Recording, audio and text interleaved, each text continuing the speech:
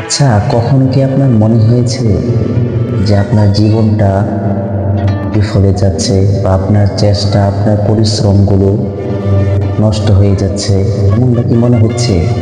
যদি কখনো মনে হয়ে থাকে, তাহলে তখন মনে রাখবেন আল্লাহ রাব্বুল আলামিন আপনাকে ডাকতেছেন। কারণ আল্লাহ বলেন যে আমার উপর ভরসা করে আমি তার জন্য যথেষ্ট হয়ে যাই। এখন আপনি ভাববেন যে আমার সমস্যা তো অনেক বড়, কিন্তু আপনার মালিক তো আপনার সমস্যার থেকেও বড়। আপনার মালিক এত বড় যে তিনি, আপনি যখন দেয়ালে আপনার ফিট লেগে যায়, আপনি যখন ভাবেন যে আর কোনো রাস্তা নাই, আপনার রব সেখান থেকে নতুনভাবে রাস্তা তৈরি করতে পারে। এত বড় রব।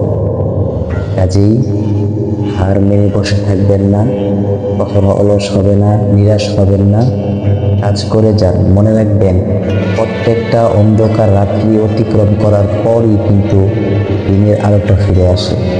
কাজেই আপনার দিনও ফিরবে ইনশাআল্লাহ।